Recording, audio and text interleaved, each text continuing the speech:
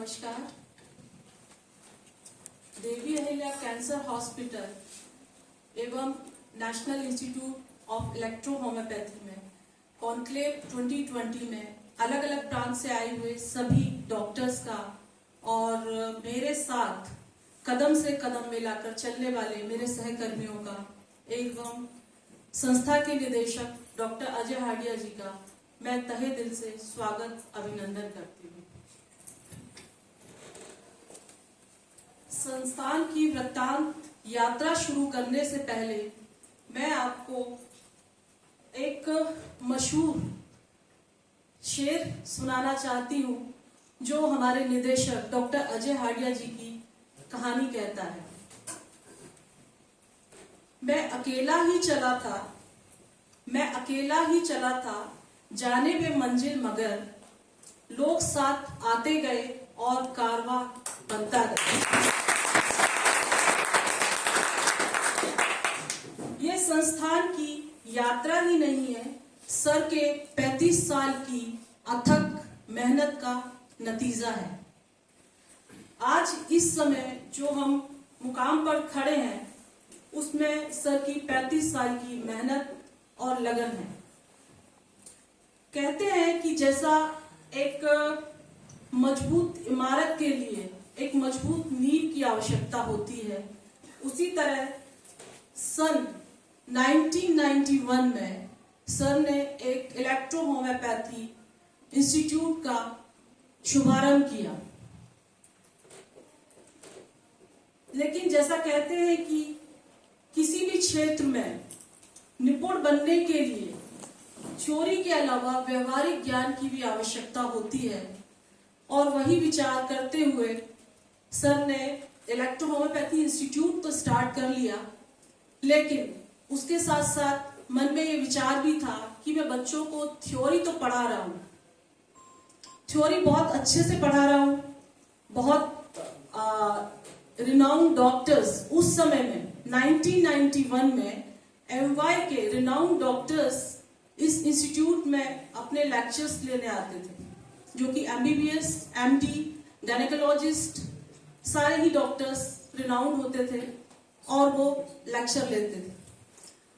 हमारे बीच इसी संस्थान के 2 स्टूडेंट बैठे हैं जो आपको बताएंगे बाद में कि उन्होंने कैसा एजुकेशन लिया और आज वो किस मुकाम पे खड़े हैं।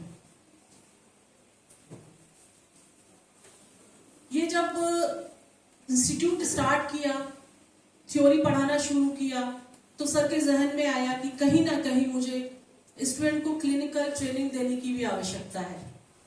क्लिनिकल ट्रेनिंग के लिए नेचुरली है कि अगर एलोपैथी हॉस्पिटल में हम भेजते हैं तो उन्हें एलोपैथी का ही नॉलेज होगा, इलेक्ट्रो होम्योपैथी की नॉलेज नहीं मिल पाएगी। एनाटॉमी, फिजियोलॉजी, बायोकेमिस्ट्री, फिजियोलॉजी सभी कुछ तो यहाँ पढ़ा ही रहे हैं, लेकिन इलेक्ट्रो होम्योपैथी मेडिसिन का कैसे इंप्लीमेंट करें, कैसे पेशेंट्स के ऊपर रिजल्ट्स ले, उसके लिए कुछ ना कुछ करना बहुत जरूरी है। और जब ये विचार आया तो 1994 में एक ओपीडी की स्थापना की, जिसका इनॉग्रेशन हमारे पूर्व प्रधानमंत्री लाल बहादुर शास्त्री जी के बेटे अनिल शास्त्री जी के द्वारा किया गया। ये संस्थान का एक पहला कदम था, एक ओपीडी स्टार्ट की और बच्चों को क्लिनिकल ट्रेनिंग देना शुरू किया। जैसे कि कहते हैं कि सैकड़ों किलोमीटर की यात्रा एक कदम से ही शुरू होती है, वो पहला कदम था देवी अहिल्या के लिए। इसी प्रकार एक फिर ओपीडी स्टार्ट की और वो रूरल एरिया में थी, खुड़ैल में स्टार्ट की, और उसमें भी हमारे बच्चे वहां जाकर क्लिनिकल ट्रेनिंग शुरू करने लगे। इसके बाद क्रमशः 11 जनवरी 1998 में नगरीय प्रशासनीय मंत्री श्री सज्जन सिंह वर्मा जी द्वारा इसका इनॉग्रेशन किया गया।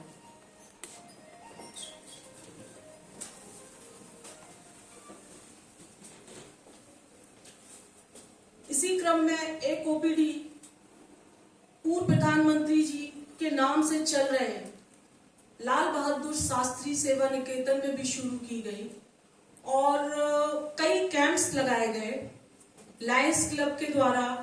एमवाई जो कि मध्य प्रदेश का सबसे बड़ा हॉस्पिटल है, उनके तत्वाधान के द्वारा कई सारे कैंप्स, हजारों की संख्या में कैंप्स लगाए गए और वहां पर हमारे स्टूडेंट अपनी सेवाएं देते रहे।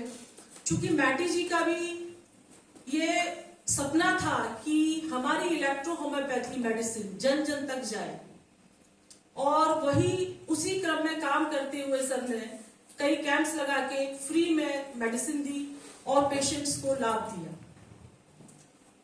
ओपीडी के सफल संचालन के बाद और बेहतरीन रिजल्ट्स के बाद हमें महसूस हुआ कि अब वक्त आ गया है कि पेशेंट को एक ऐसे एनवायरनमेंट पे रखा जाए और उनका उस हॉस्पिटल में एडमिट करके ट्रीटमेंट किया जाए।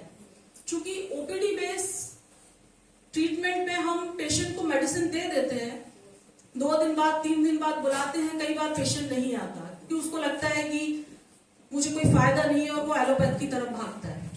क्योंकि इलेक्ट्रोहोम्योपैथी में रिजल्ट्स बहुत अच्छे हैं, बहुत अमेजिंग है, आप सब देख ही रहे हैं। ये सोचते हुए 1999 में देवी अहिल्या हॉस्पिटल की नींव रखी गई और वो 2003 में एक बहुत बड़ा हॉस्पिटल, 100 बेडेड हॉस्पिटल, जो कि वेल इक्विप्ड हॉस्पिटल बनाया गया। चूंकि पेशेंट को रखना है और क्रोनिक डिसीज के पेशेंट्स रखना है, हम कोई फीवर या डायरिया या उसका ट्रीटमेंट नहीं कर रहे हैं। क्रोनिक डिसीज का जब हम ट्रीटमेंट करते हैं तो पेशेंट को अगर हम हॉस्पिटलाइज करते हैं तो उसके रिजल्ट्स बेहतर मिलते हैं। उसी सोच को रखते हुए 2003 9 अगस्त में इसका इनॉग्रेशन किया गया। चूंकि हॉस्पिटल बहुत बड़ा बनाया था, सोच बड़ी थी सर की, शुरू से हमेशा अच्छा काम करने की सोच रही और कुछ बड़ा करने की सोच रही, तो उसका इनॉग्रेशन भी उसी सोच के आधार पे था कि इसका इनॉग्रेशन भी फिर हम किसी बड़े ही लेवल पे करें। इसके इनॉग्रेशन के लिए उस समय हमारे तत्कालीन मुख्यमंत्री मध्य प्रदेश के श्री दिग्विजय सिंह जी और medical education minister doctor Vijay Lakshmi Sadho, member of parliament Vijayaben Thakkar Gujarat से थी ये, शमशेर सिंह ढिल्लो पंजाब से थे ये, ex union minister president of CCMP Radha Krishna Malviya ji, ex union health minister Shrimati लग अंबिका सोनी जी, और भी कई दिग्गज नेता इसमें उपस्थित हुए और इसका इनॉग्रेशन किया। यह हॉस्पिटल तो एलोपैथी बेस बना था, लेकिन इसमें पेशेंट्स का जो ट्रीटमेंट था वो इलेक्ट्रो होम्योपैथी पद्धति से ही होता था। सारा ट्रीटमेंट उसी पद्धति से करते थे और पेशेंट को एडमिट रखते थे।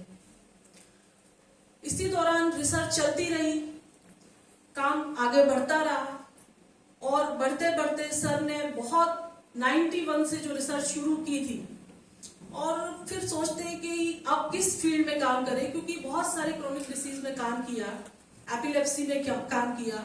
कई उस समय भी जब ओपीडी स्टार्ट की थी तो महाराष्ट्र से, गुजरात से कई ऐसे पेशेंट उस ओपीडी में 10 बेड भी रखे थे, एडमिट रखते थे, 5 दिन 6 दिन वो पेशेंट आके एडमिट रहते थे और ट्रीटमेंट लेके जाते थे। ये सब करते करते मन में विचार आया कि कैंसर एक ऐसी भयानक बीमारी है, इतनी नेगेटिव बीमारी है जिसका कोई इलाज नहीं है पूरे हिंदुस्तान में, पूरे वर्ल्ड में, और इस बीमारी पे हमें काम करना चाहिए। उस पर रिसर्च चलती रही। ऐसा नहीं है कि इलेक्ट्रोहोम्योपैथी में आपको बता दिया है, आपने कई बुक्स पढ़ी होंगी, आप कई मुझसे सीनियर भी होंगे यहाँ पे। S1 है, S10 है, A2 है, C5 है, G है, B है, Y है, ये सभी नहीं है। जब हम पेशेंट को एडमिट रखते हैं और उसके ऊपर हम जब ट्रीटमेंट करते हैं तो कई बार हमको ना जाने क्या क्या एक्सपेरिमेंट करने पड़ते हैं और उसके बहुत बेहतरीन रिजल्ट्स हमारे सामने आते हैं। कई बार ऐसे रिजल्ट्स हमने लिए हैं जबकि हमें पता है कि इस चीज से हमको ये रिजल्ट मिलना है, पर वो उससे ना मिलते हुए किसी दूसरी मेडिसिन से मिलता है। तो ये क्लिनिकल ट्रायल हो गई हमारी। यही क्लिनिकल ट्रायल करते करते कैंसर पे हमने फिर काम करना शुरू किया और 18 दिसंबर 2019 पे एक बहुत बड़े रूप में, जैसे कि 2003 में स्टार्ट किया था, 2019 में भी हमने कैंसर हॉस्पिटल टोटल कैंसर पे ही काम करना शुरू किया। जब 2019 में हमने कैंसर पे काम करना शुरू किया, दिसंबर का महीना था, रिजल्ट्स हमें बहुत अच्छे मिल रहे थे, क्योंकि रिजल्ट्स पहले ही ले चुके थे सर। लेकिन अचानक से कोविड-19 आ गया और लॉकडाउन लग गया मार्च में। शुरुआत थी, हमारे पास एक मकसद था कि हमें बहुत आगे तक जाना है, पेशेंट्स की परेशानियां दूर करनी है। पेशेंट आने को तैयार है, लेकिन यातायात पूरी तरह से बंद था। उस दौरान भी हमारे पास कर्नाटका से, महाराष्ट्र से, यूपी से अपनी खुद की गाड़ी करके, हमारे उस समय हमें शासन प्रशासन ने भी बहुत मदद की और उन्होंने उनको आने के लिए परमिशन दी। और हमारा जब सारे हॉस्पिटल, नॉर्मल जो हॉस्पिटल थे सभी बंद थे, सिर्फ कोविड हॉस्पिटल चालू थे। एकमात्र इंदौर में देवी अहिल्या कैंसर हॉस्पिटल रात दिन काम कर रहा था। हमारा स्टाफ पूरा उस समय काम कर रहा था। किसी भी स्टाफ ने छुट्टी नहीं की, हम में से किसी ने छुट्टी नहीं की। आने के लिए हमारे पास, सबके पास पास थे, गवर्नमेंट ने हमें पास जारी किए, हमारे पेशेंट्स को आने के लिए भी सब चीजें जारी की। उसके बाद हम बहुत सारे रिजल्ट्स हमने जो लिए हैं अभी 2 साल के अंदर, हजारों की तादाद में हम पेशेंट्स को हमने ठीक किया है, ऐसा नहीं है ठीक। हमने बहुत रिजल्ट्स बहुत अच्छे लिए हैं, सारा डाटा हमारे पास है।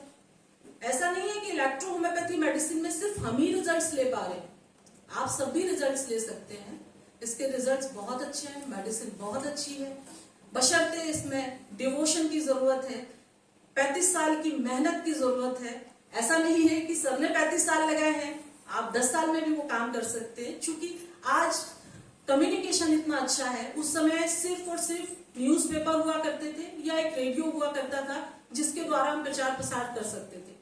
काम तो हम शुरू से कर रहे हैं, पर 2 साल में जो हमारा, आपने देखा होगा कि हम इतना पब्लिसिटी और ये सब चीजें, हम पब्लिसिटी के लिए काम नहीं कर रहे, हम लोगों को बताना चाहते हैं एलोपैथी के अलावा भी एक ऐसा विकल्प है इलेक्ट्रो होम्योपैथी, जिससे कि पेशेंट पूर्ण रूप से ठीक भी हो सकते हैं।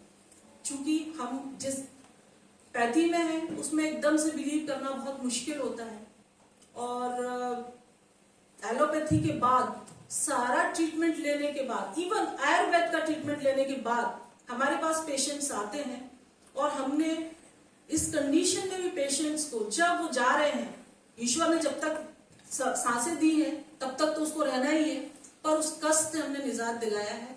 ऐसे बेहतरीन रिजल्ट्स हमने लिए हैं। मैं बहुत ज्यादा टाइम ले रही हूँ शायद आपका, इसी के साथ मैं अब यहीं पे समाप्त करती हूँ और आप लोगों से भी अनुरोध करती हूँ कि आपके मन में जो भी क्वेरी हो, जो भी चीजें हो, आप मंच पे आइए, खुला मंच है, आप अपनी बात शेयर कर सकते हैं। धन्यवाद।